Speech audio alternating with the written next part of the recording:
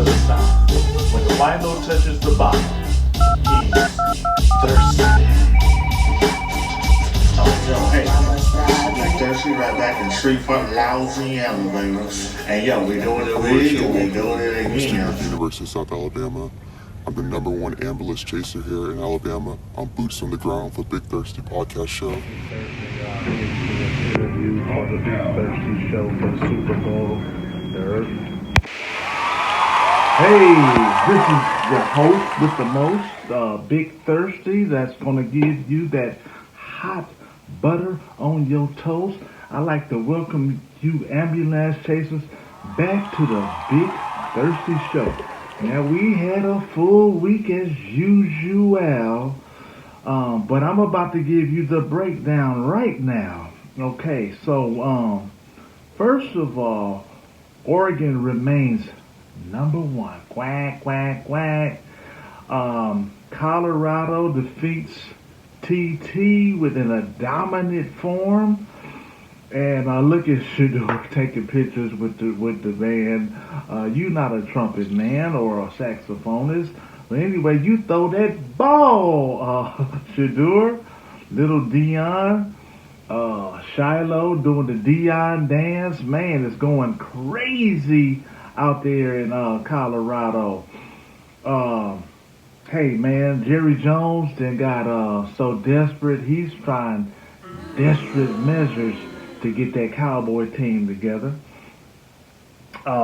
Quincy Jones then passed on us at 91.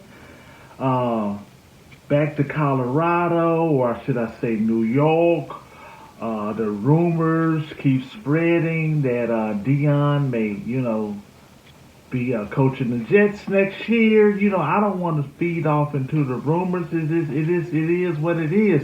When you gonna lose the #1, the #2 pick, hey man, it's all good, man. He then took Jackson State to a #1 contender. He's taking Colorado up. Hey, the only thing we can do is go up. So let's see him with that green on, looking like a jolly green giant, annihilator, an apple annihilator next year with that Jets. Coaching uniform on. It's all good. He gonna make it look good. They gonna be doing the Dion dance in Madison Square Gardens.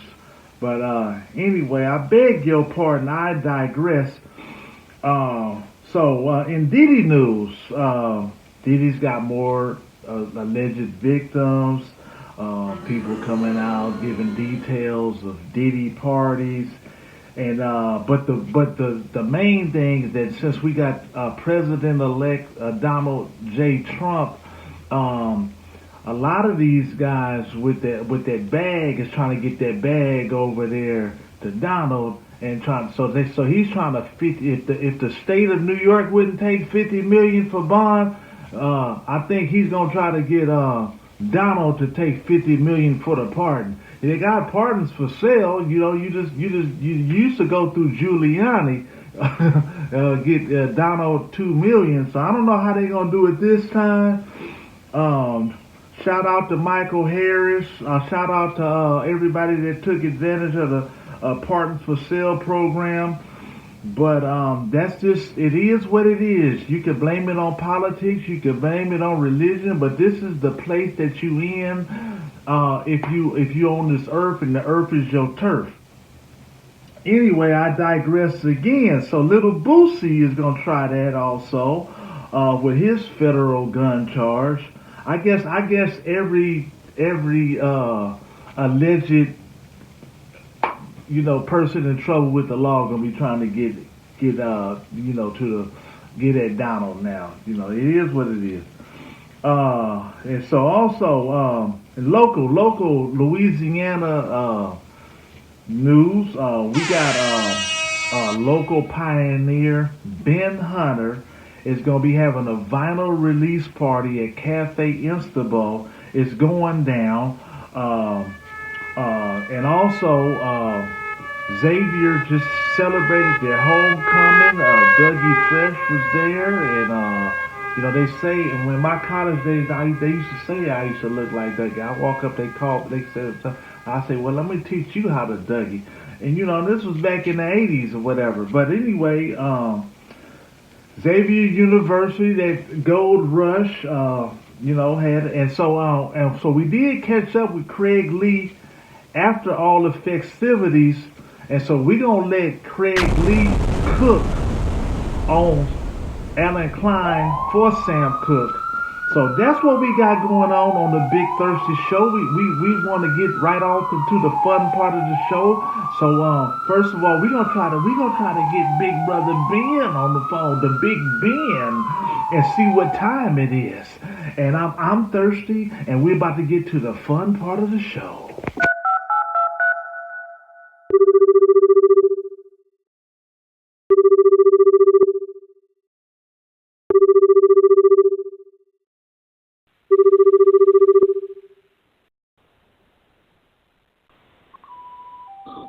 All right, all you ambulance chasers, I got a local hero right here.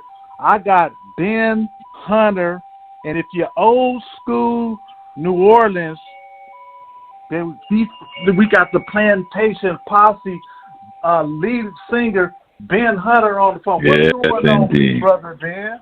Oh, it's all good, man. You know, out here in the world doing things and keeping the vibe going. Yes, I. Man, it's good to get you on the line, man. I've been wanting to hook up with you. I've been following what's going on and promoting what's going on with you. The Big Easy ain't so easy. Big Easy ain't easy. You know, ooh-wee, man, you go, the hits never stop coming. Man. So I understand that you're getting the people together. You're having a vinyl release party. Now that's special, man. Yeah, that's next Thursday. That's next Thursday at Cafe Istanbul, man. You know, this project is a really heartfelt, and it was recorded here at New Orleans with a 3-time Grammy Award-winning producer Diesel, and we put this album together for the commemoration of anniversary of Hurricane Katrina, man. You know. Ooh wee, man, that's righteous, truths and rights. So yeah, y'all heard it here first. We want you to come on out to Cafe Istanbul. It's free to the public. You're gonna be able to be right there with Ben Hunter himself. And like I say, I'm old school. I was a college student, so I would say I go back to the Plantation Posse. Dig it. So okay, so we're proud. We hope you get everything that you're trying to get accomplished. What you got next? What you cooking up next? You know, I know we releasing the album, but I know you right. The video. We got the video and out on YouTube. Rock a while, and you know we gotta have a new dance that go along with the song. If you look at it, we also on the 23rd we're gonna be at the Broadside Theater doing a benefit show for the Bayou Boogaloo. We're getting ready for that festival next year. Okay. Mm-hmm. And we still got the folk tour happening? Yeah. Actually, we did a courtyard concert last night, and I got one coming up this weekend. That's been really getting going. You know, go out to Airbnb. We get guests to book the show. So now I've give them, you know, the tour at home and the new album, and we give them all. We give it all to them. Okay. Mm-hmm. Yes. Okay, yeah. So with you being a pioneer and a musician, and we got a big series. We try to make it into a trilogy. Speaking on the murder, the unjust murder of Sam Cooke, and we got it titled "Was Sam Cooke Murdered for His Record Company or something more sinister. So we speak about his arrest in Shreveport and how he wrote "A Change Is Gonna Come," which became the spark of the civil rights movement. Right. And then we really get off into his murder, suspicious circumstances, Parker out there in L.A. And so we just want to know what impact has Sam Cooke had on you, Ben? Well, because Sam Cooke was such a pioneer in a sense, because he had his own record label, and he put out his own music, and that in itself can help the artist to control all his royalties and his his intellectual properties, So, and then at that time, most of the record labels probably still are there, are run by mafia and those type of figures. So, anything can happen, especially when you jump out there in the world and you got millions of royalties coming at you. It could be real grimy. You know what I mean? Yes. Mm-hmm. Yes, scandalous. I mean, you look at Michael. We have the Michael Jackson. Prince. Yes. It's the same thing. Cook was the first, I would say. Yes. Mm-hmm. Cook was the first. Mm-hmm. Yeah. Even what we looking at right now all over the news with Sean Combs. He was cool when he was just promoting the alcohol, but when he started owning the company, it became a problem. Well, if you're in bed with them, if they got fleas, you're gonna get fleas too. Man, well, Ben, it's good, man. You was an inspiration. Me being a college student back in '88, I used to come out there and see you and want to be like you. I got a drum set in my house. Man, that's love. I'll tell you that. You was over there with Randall, right? Randall, was he over there? You was at Dillard, right? Dillard, right? No, I was at Xavier. But me and Abita, we was like best friends, Because Abita went to Dillard. He was at Dillard? He went to Dillard. Oh, okay. It was a time that I didn't go back to L.A. I stayed at his house. I was the first person who used to be over there on 6030 Current Road. Oh, that's out in the east, huh? Yeah, that's when the east was new, But no, we had that Xavier Dillard connection, and okay. And then that's where I met all you guys. Big. But let's recap. Let's get the people out here to Cafe Istanbul. So can you go ahead and hit them with that 411 one last time? Let's get the people out here. Let's move the crowd, Ben. Yeah, man. It's gonna be at Cafe Istanbul, New Orleans. It's 2372 St. Claude. It's in the Healing Center. It's from 7 to 9. It's an early show, and I'm gonna do a live performance too, because I had the TV tracks that I use to do little shows and such. You know what I mean? So we're gonna have food. We're gonna have drinks, everything. So you just come out and just celebrate with us. Okay, all right, y'all. So y'all heard it here first. The Big Easy ain't so easy. We got Ben Hunter, free to the public, live. Food. Y'all come on in, get your eat on, your drink on, and get your skank to a rubber dub on. Oh yeah, and the new album is Crossroads, man, because we're at the crossroads of truth and lies. So you have to figure out which side that you're gonna stand on, Man, yes. Crossroads. Yes. Okay, so before we go, is it any more wisdom that you want to drop on the people unscripted? Well, we have to connect to the universal thought. and leave this mundane behind. Break free from the matrix that they created, in our minds to capture our energy. See, when you give them folks your energy, they're vampires. You know what Peter Ty said? Ooh, the vampires? Oh yeah, Yeah, yeah, it was real. It's yeah. real. And at least Crash Perry said Chris Whitewell Real. is a vampire. Yeah, man.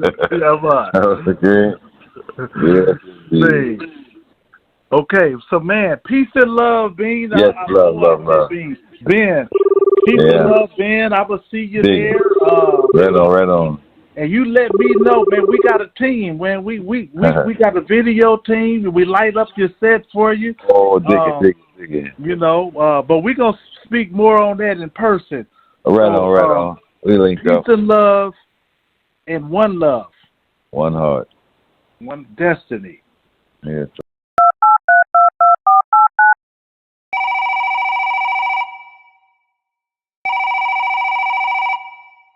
This one here, we got the big brother, Craig Lee from Shreveport, Yorktown, Moortown, Louisiana.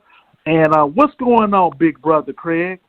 Hey, nothing but blackness, brother. The evolution of enlightened blackness. That's what's going on in Shreveport at this stage in the ball game. Man. Yeah, man. Shout out to Curtis Jackson.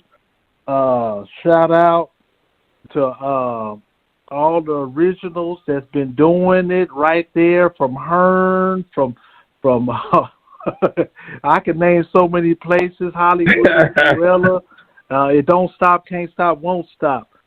But anyway, Craig, man, we talking about we want to get on Alan Klein's ass, but before we do, we wanted you to drop a little history of Sam Cooke coming into to Shreveport, Louisiana, and running into the friction there, which led him to writing "The Change Is Gonna Come," which sparked the civil rights movement. Yeah. Well, one of the powerful aspects of life is being able to study history. And Marcus Garvey had said it best that a people without the knowledge of its past history, origin, and culture is like a tree without roots. And I've always embraced history. And since I left corporate America to start doing this corporate grassroots empowerment revolutionary work back in 1995, it's just been a joy to learn about a lot of major historical events that happen right here in the city of Shreveport. And the one that we're talking about right now is, one of the greatest artists, musical artists, and business artists of all time in world history, and that's Sam Cooke.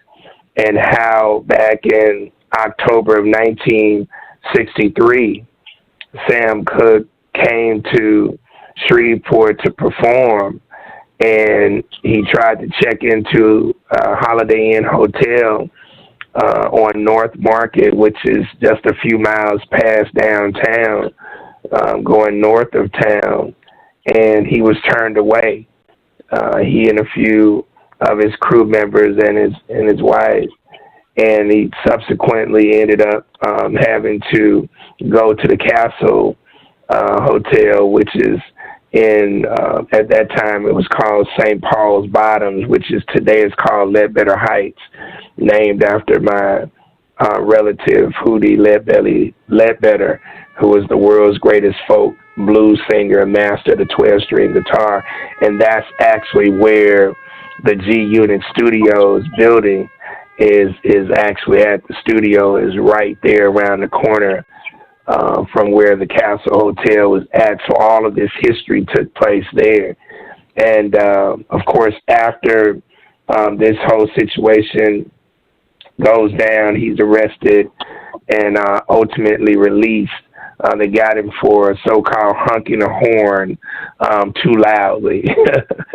Whoa. But it all started based on him trying to check into the hotel. So more than anything, they were just trying to put a Negro in his place in the city of Shreveport, because Shreveport is one of the most hardcore racist environments that you'll ever want to go to and or try to visit or live in. And that's what's so beautiful about the work that I've been doing for the past 29 and a half years, and the traction that we're catching right now with Curtis 50 Cent Jackson being in the mix with his business partner, Orville Hall. And Brother Orville is really the catalyst for all of this, because 50 is really investing in his vision. It's just a great thing that we had the studio that was sitting up that wasn't being used, but they're also investing into the real estate, the residential, commercial properties, also our tourism industry that is just a gold mine waiting to be elevated. But Sam Cooke, having gone through this traumatic situation and had already lost his child, he was prompted to now pen the anthem of the they say civil rights movement, but I say the human rights movement, and all of that came. This was like the crescendo, if you will. Shreveport was like the last spark, having gone through some other trauma that he had already faced. Shreveport was like the last little lynching pin for him to write this epic song, "A Change Is Gonna Come," and to know that all of these years later, we're talking 61 years later, I am here doing the work to now make his song come to life. And it's been a long journey over these past 29 years, because we're dealing with a hardcore situation of people who are about the business of the evil oppression, but also our people who are they just succumb to being a mental and spiritual slave. And so now we have to, bring some different perspective to the table, and that's what we've been doing the past 29 years to make Sam Cooke's epic song real. A change has come, and now 50 Cent is a part of it. Orville Hall is a part of it. All of these other phenomenal people that they brought in town are a part of it, and to know that I've been a part of it for the past 29 years is really an honor. Yes. Man. So I don't want to stray too far, but Leadbelly is one of your relatives? Yeah. Hootie Ledbetter is one of my relatives. He's right out of Longwood, Mooringsport, Louisiana, which is, just about 10 miles west of Shreveport, going towards Texas, the Texas state line. And so he's actually buried at one of our home churches in Mooringsport called Shilo Baptist Church. And that's my people's. And one of your great uncles founded Moortown? Yeah, so my great grandfather, Philip Moore, his brother, one of his many brothers, was a brother by the name of Giles D. Moore, who was named after my third great grandfather.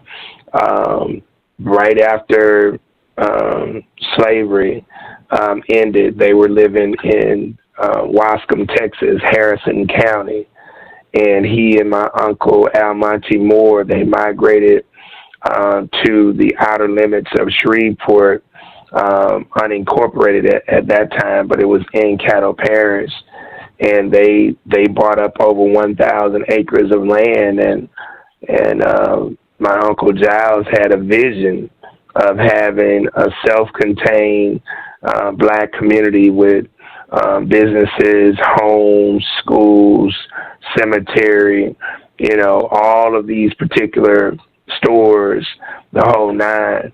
And he put that together in the late 1800s. And then in, I think, 1929, when he died, one of my cousins sold the property to the city of Shreveport, and they incorporated it into the city. And today it's called Moortown, but it started in the late 1800s as Moore's Town. And that was one of more than 200 African-American townships that our ancestors created coming out of slavery. Between 1864 and 1944, our people created towns, and that's what's so amazing now in just 54 years of pseudo integration coming from 1970 up to now. Hell, we got more resources now, but we do less. We had less then, and we did more. And when you really connect the dots, we did more because struggle forced us to do more. And so now when you're now not having a struggle because you perceptively, have everything handed to you, now you do less. And my uncle just turned out to be one of those brothers, he and my other uncle, Al Monty, who also started different churches in East Texas and Northwest Louisiana. They came and made some things happen, and I stand on their shoulders of that. And he was also Masonic brothers with our third lieutenant governor, the African American lieutenant governor, and that was C.C. Antoine, Cesar Carpentier Antoine. And this is the brother who actually wrote the charter legislation for the city of Shreveport in 1871. And I called him world history, but they were all part of the Prince Hall Masonic Lodge. And so I still to this day do work with the Prince Hall Lodge here, C.C. Antoine chapter. And I've invested with the as the vanguard for the C.C. Antoine legacy as well as my uncle's legacy. Okay, so coincidentally, when I first came to Shreveport, I basically was on Hollywood and Jewella. Yeah. With Mr. Moham. Yeah. Moham. Yeah.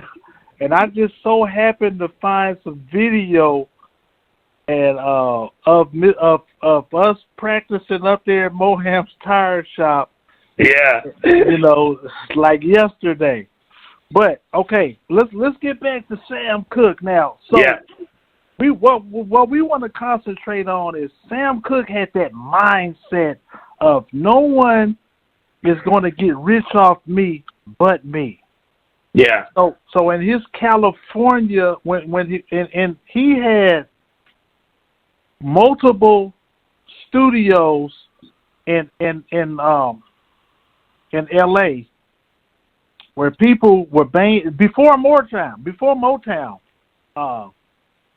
He had multiple studios where people come in and record, and Sam Cooke was the one owning the publishing.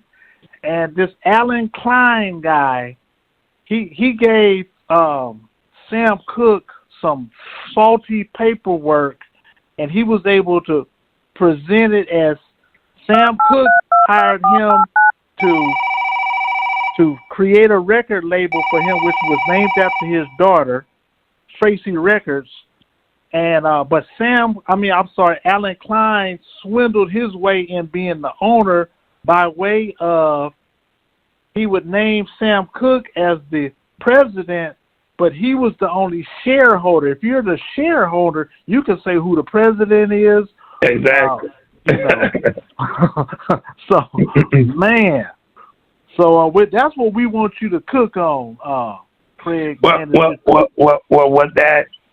When you have a situation, we're behind enemy lines every day, and we've been behind enemy lines since our sojourn to this hellhole in this corporate endeavor. And it's amazing as you just put that information out. It's amazing how if you ask somebody a question, as I ask sisters all the time, I ask brothers the same question: Are we at war?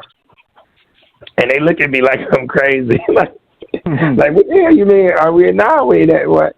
And it just shows you this is how people are. Sam Cooke understood that we were at war. Yeah. And he understood the way that he was going to fight the war was through his corporate paperwork, his skills, controlling his intellectual capital, his intellectual property. He understood that. Now, the danger in understanding that is if you don't have a squad, if you don't have a squad to roll with you, now you're open. And that is one of the things that happened with Sam, just like most of our people, because they're not about the business of organization. It's just like an I, my, me thing. I'm going to make this stuff happen. It's my talent. And they don't see the importance of investing into their own infrastructure to create their own organization, because you may have the talent, you may have the intellect to understand some aspects of this gangster game, but if you don't understand the organizational aspect, if you go back to the movie, when they were in the hotel, Sam Cooke, Malcolm X, and Muhammad Ali getting ready for that big fight, Muhammad needed the protection of an organization because it was a gangster game. Malcolm was trying to create a new organization because he found out that the organization that he thought was legit wasn't legit. And here you have Sam in the mix as a revolutionary. Like all three of these guys, I haven't heard anybody make this point, but all three of these guys were revolutionary. Ali was revolutionary in and out of the ring. Malcolm was revolutionary in governmental politics and throughout the country and internationally. And Sam was revolutionary in the music entertainment world, right? All of them were making their mark. Well, again, if you don't have a legitimate organization to back you, look at what happened to all three of them. You see, Ali got pimped and played by by the Nation of Islam and by white folks, but he got pimped and played first and foremost by the Nation of Islam. He initially got played by the white handlers that he had, and then Malcolm, of course, got played by the Nation of Islam, and then Sam, because he didn't have an organization that really could provide protection, he ends up getting played, right? Yeah. But when you have a revolutionary mind like that, when you're dealing with the Alan Kleins of the world, that's what's going to happen, because this thing, there are levels to this at every turn.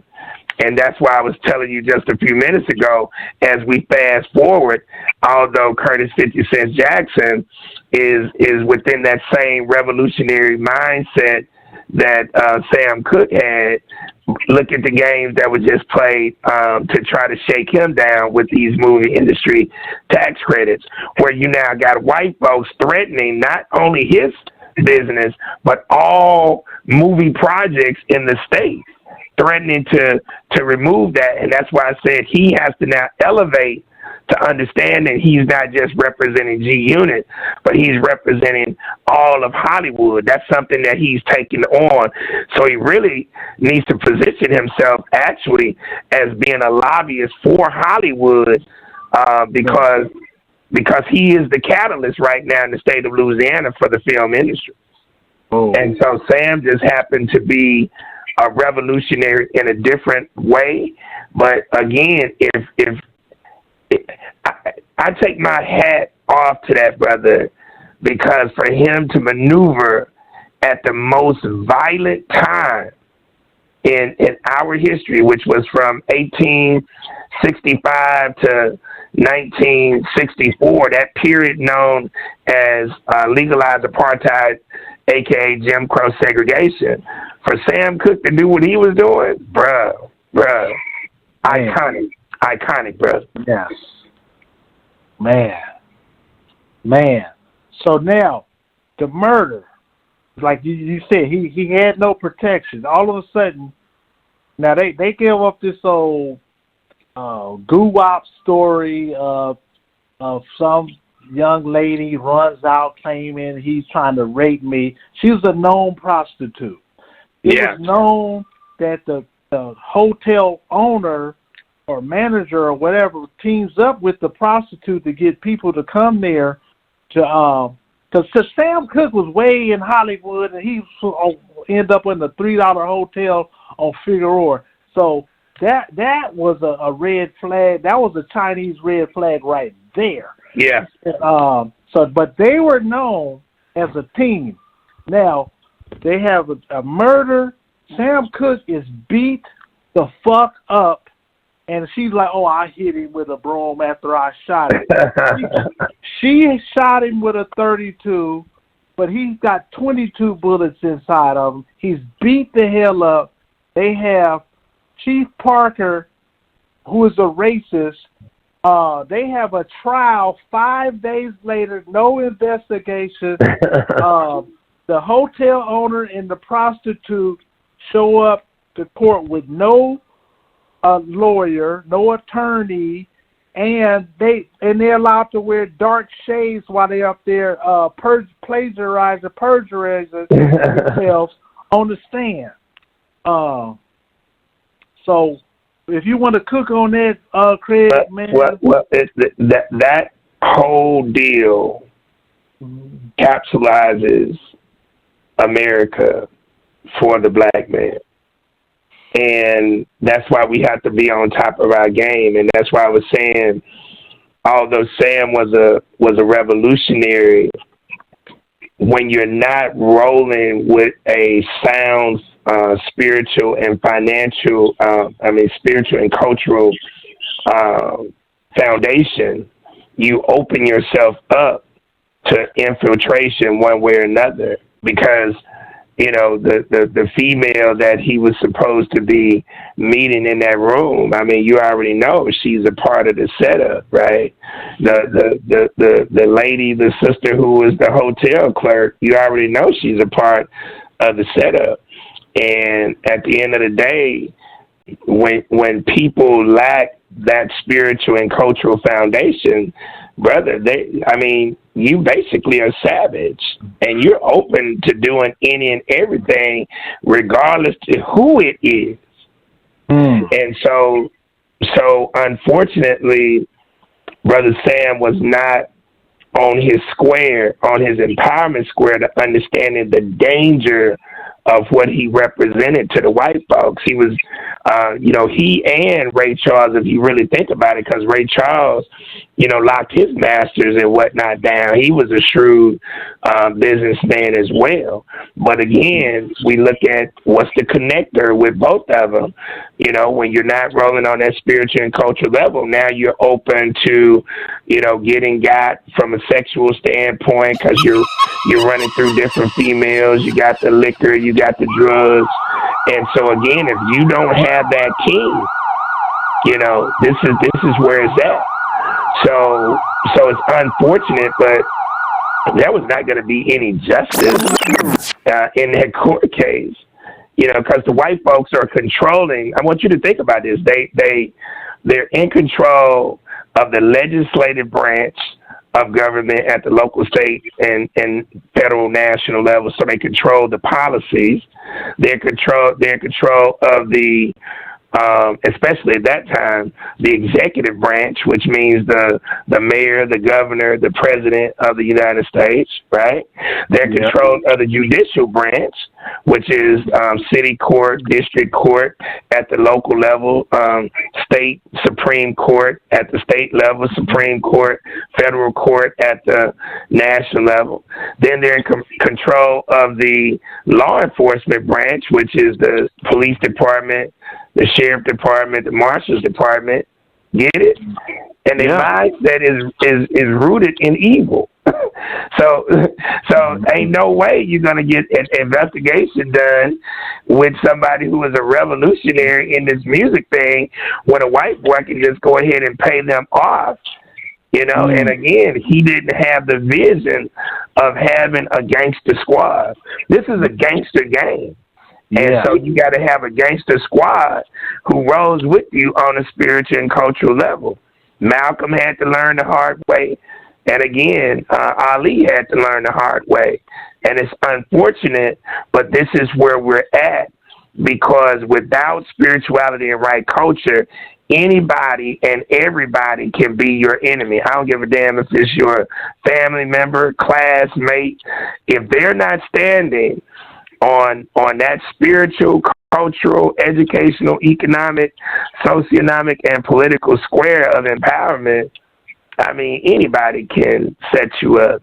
And that's basically what happened between the female that he was involved with in his little rendezvous and the chick who worked at the hotel and all of the other people, because it was too much money that was going to be passed down for the white folks to turn the other way. Yeah, man.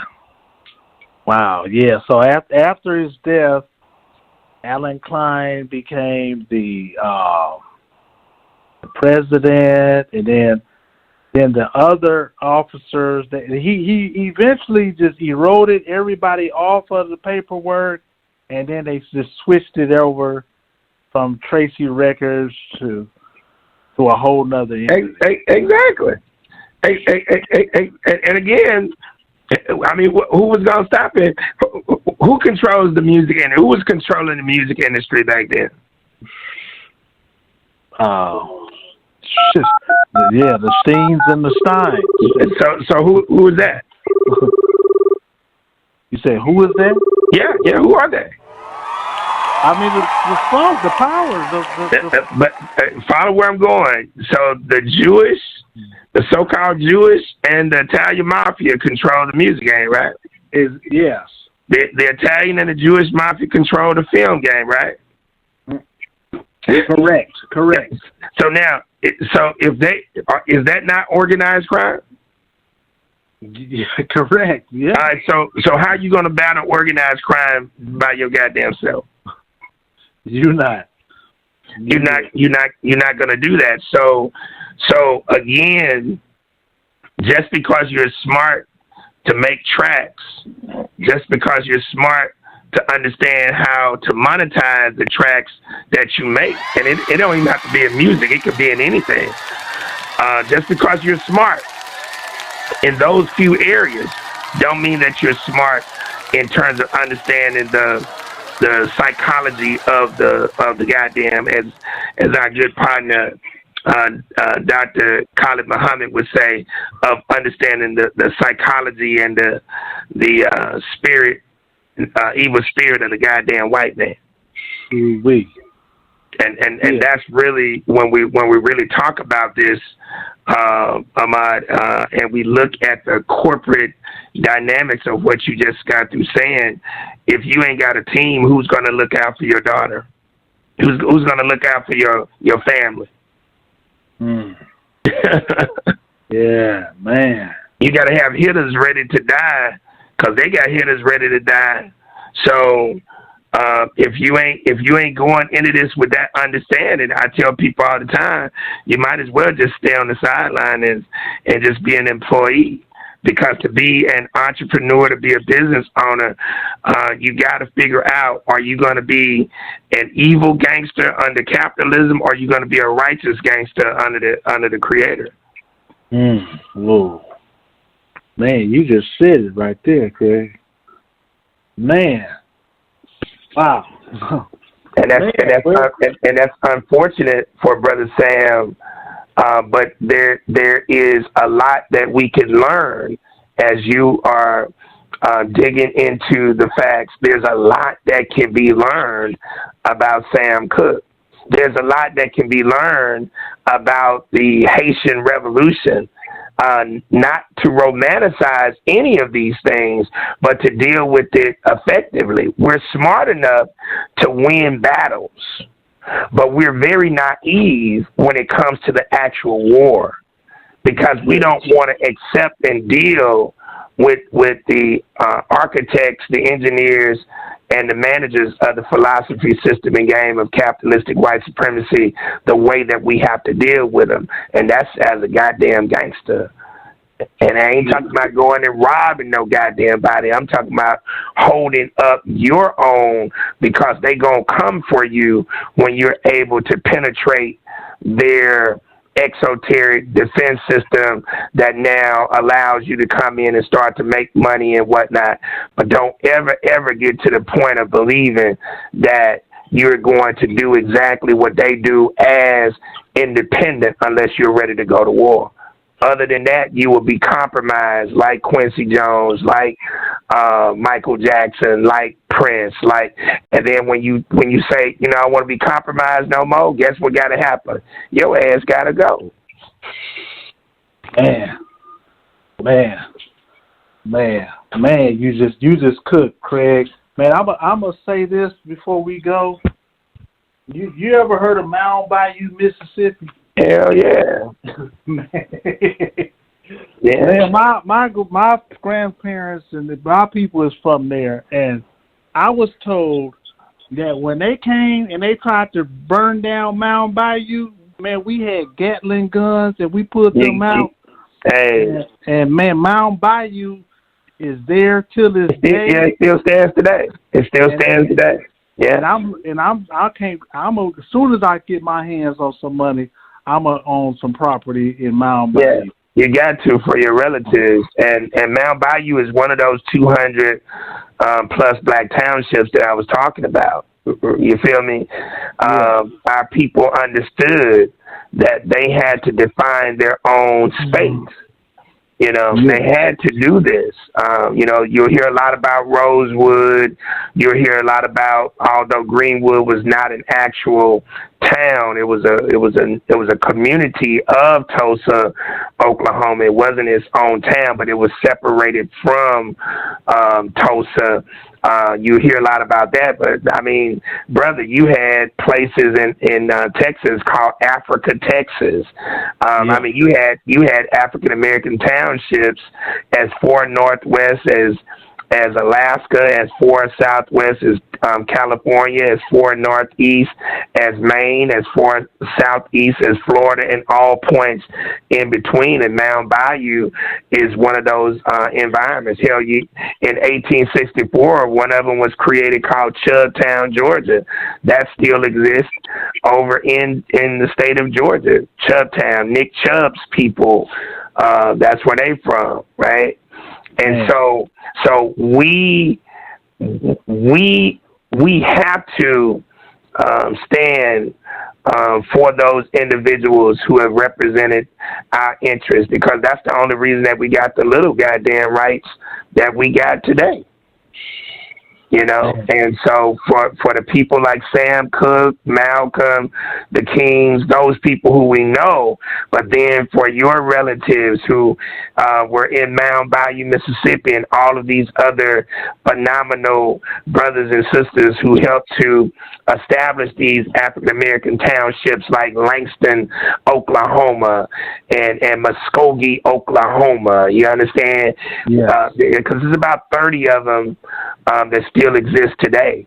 We got to represent for our people. That's just the bottom line. Ooh-wee. Man, Craig, we're going to have to break this up into a docu-series. This was part 1, and we appreciate you coming on here and cooking. Yes, sir. And we're gonna have to cut this one down. We're running into a memory situation. That's cool. But like I said before, we're gonna stay one, be one, because you're A1 from day one on the Big Thirsty Show. Yes, sir, brother. Peace and love, Craig. Peace and love there, brother. Yes, sir.